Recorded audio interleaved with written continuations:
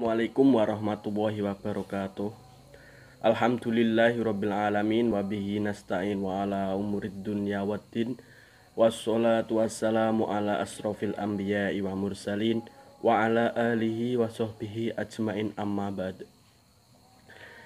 Saya dari kelompok 6 yang beranggotakan Mbak Lila Irmania, Mbak Nihaya Koirunisa, dan saya sendiri Nasruddin akan mempresentasikan makalah dengan tema perkembangan pendidikan di Indonesia sejak proklamasi kemerdekaan sampai tahun 1965. Langsung saja kita menuju ke pendahuluan ya.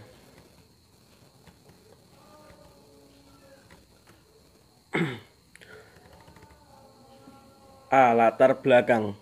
Setelah proklamasi kemerdekaan Indonesia tanggal 17 Agustus 1945, bangsa Indonesia melakukan banyak perubahan yang tidak hanya terjadi dalam bidang pemerintahan saja, tetapi juga dalam bidang pendidikan.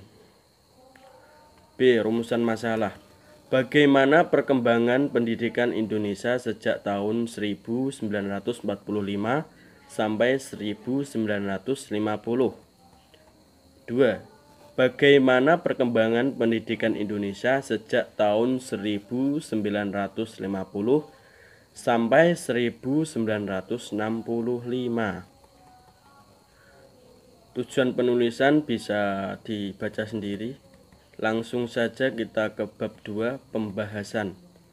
Poin A. Pendidikan masa kemerdekaan periode 1945 sampai 1950.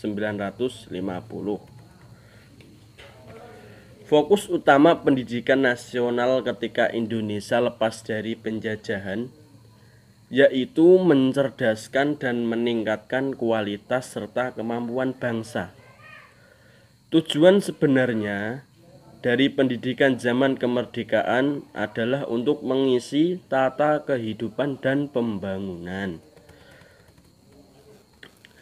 Tata susunan persekolahan sesudah Indonesia merdeka yang berdasarkan satu jenis sekolah untuk 3 tingkat pendidikan.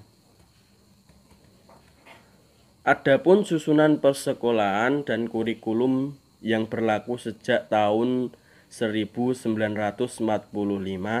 sampai 1950 adalah sebagai berikut. Poin pertama, pendidikan rendah. Pendidikan yang terendah di Indonesia sejak awal kemerdekaan yang disebut dengan sekolah rakyat atau disingkat SR. Lama pendidikannya semula 3 tahun menjadi 6 tahun. Poin kedua, pendidikan guru. Dalam periode antara tahun 1945 sampai 1050 dikenal 3 jenis pendidikan guru, yaitu A. Sekolah guru B atau disingkat SGB, B. Sekolah guru C atau disingkat SGC, dan C. Sekolah guru A atau SGA, karena adanya anggapan bahwa pendidikan guru 4 tahun belum menjamin pengetahuan yang cukup.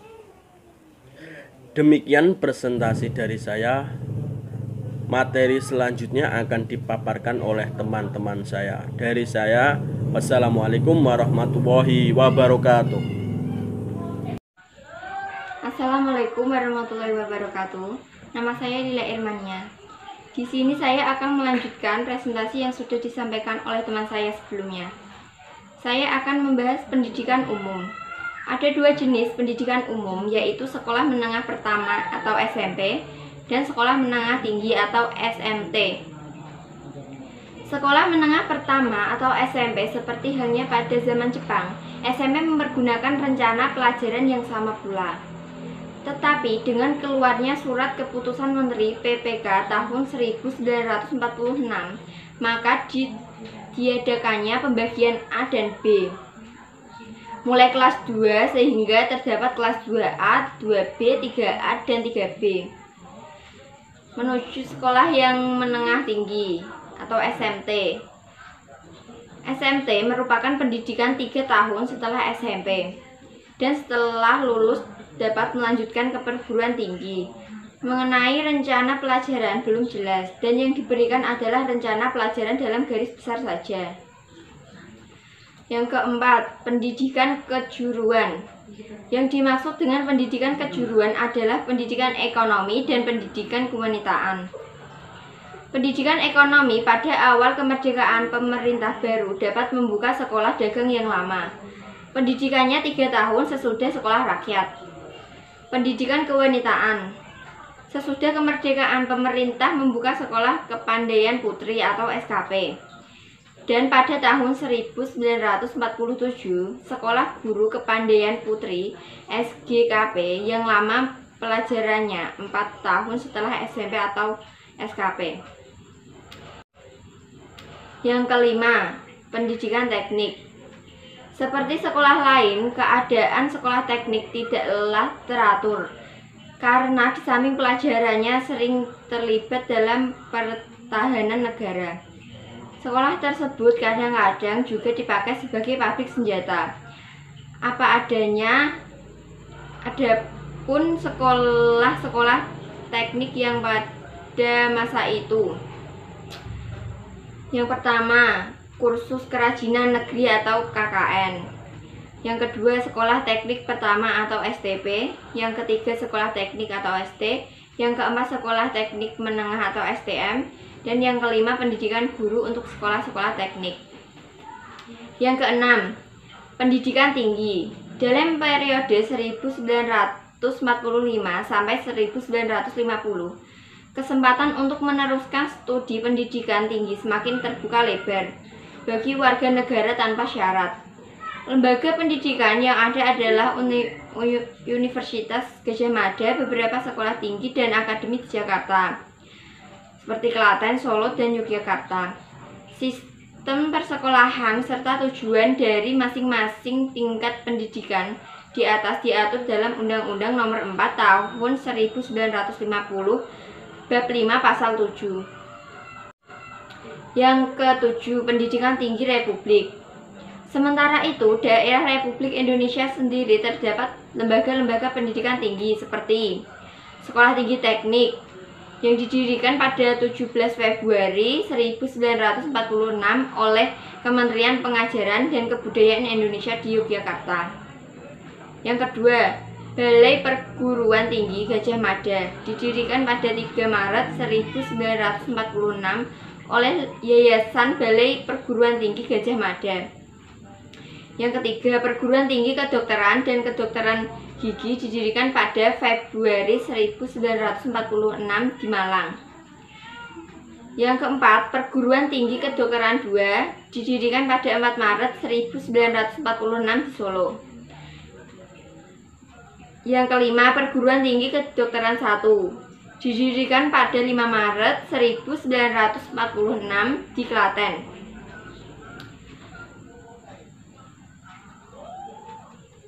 Yang selanjutnya, yang terakhir, pendidikan berbasis agama. Usaha untuk ini dimulai dengan memberikan bantuan terhadap lembaga sebagaimana yang dianjurkan oleh Badan Pekerja Komite Nasional Pusat atau BPKNP pada 27 Desember 1945, menyebutkan bahwa madrasah dan pesantren yang pada hakikatnya adalah satu alat dan pencerdasan rakyat jelata, hendaklah pula mendapat perhatian dan bantuan nyata, tuntutan dan bantuan material dari pemerintah. Dan pada pendidikan agama Katolik, pendidikan umum tidaklah cukup untuk negara yang sedang berkembang, maka gereja mulai mengarahkan perhatiannya pada pendidikan kejuruan. Cukup sekian yang dapat saya sampaikan, kurang lebihnya saya mohon maaf. Wassalamualaikum warahmatullahi wabarakatuh. Assalamualaikum warahmatullahi wabarakatuh. Saya, Nia Khairunisa, akan melanjutkan pemaparan materi yang sebelumnya sudah dijelaskan oleh teman saya. Yang selanjutnya yaitu pendidikan masa kemerdekaan. Pada periode ini difokuskan antara kurun waktu 1950 sampai 1965. Seperti yang diketahui, sesudah KMB pada 1949 terbentuk Republik Indonesia Serikat atau RIS. Di dalam RIS diatur mengenai pendidikan dan pengajaran. Di dalam Undang-Undang Dasar RIS juga diatur tentang pendidikan nasional. Menilai kebijakan pendidikan nasional di era ini dimulai dari pasal 30 UUDS 1950 RI, diantaranya yaitu 1. Tiap-tiap warga negara berhak mendapat pengajaran. 2. Memilih pengajaran yang diikuti adalah bebas.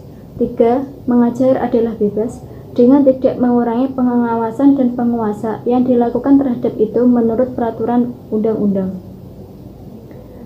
Pada zaman itu, siswa dan guru dituntut disiplin tinggi. Guru belum berorientasi pada yang material, tetapi kepada yang ideal. Citra guru sebagai pahlawan tanpa tanda jasa yang diciptakan era Orde Baru sebenarnya telah dikembangkan pada Orde Lama. Kebijakan yang diambil Orde Lama dalam bidang pendidikan tinggi yaitu mendirikan universitas. Setiap kebijakan ini bertujuan untuk lebih memberikan kesempatan memperoleh pendidikan tinggi. Pada waktu itu, pendidikan tinggi yang bermutu terdapat di Pulau Jawa seperti UI, IPB, ITB, Gajah Mada, dan Unair. Sedangkan di provinsi-provinsi lain, karena kurangnya persiapan dosen dan keterbatasan sarana dan prasarana, mengakibatkan kemerosotan mutu pendidikan tinggi mulai terjadi. Secara umum, pendidikan Orde Lama sebagai wujud interpretasi pasca kemerdekaan di bawah kendali kekuasaan Soekarno cukup memberikan ruang bebas terhadap pendidikan. Pemerintah yang berdasarkan sosialisme menjadi rujukan dasar bagaimana pendidikan akan dibentuk dan dijalankan demi pembangunan dan kemajuan bangsa Indonesia di masa mendatang. Pada masa ini, Indonesia mampu mengekspor guru ke negara tetangga. Banyak generasi muda yang disekolahkan di luar negeri dengan tujuan agar kelak dapat kembali ke tanah air untuk mengaplikasikan ilmu yang didapat. Tidak ada halangan ekonomis yang merintangi seseorang untuk belajar di sekolah, karena diskriminasi dianggap sebagai tindakan kolonialisme.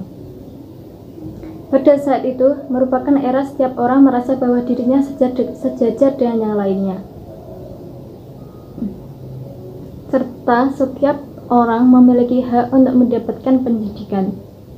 Orde Lama berusaha membangun masyarakat sipil yang kuat, yang berdiri di atas demokrasi, kesamaan hak dan kewajiban antara sesama warga negara, termasuk dalam bidang pendidikan. Pendidikan Indonesia masih Orde Lama lebih jauh perkembangan.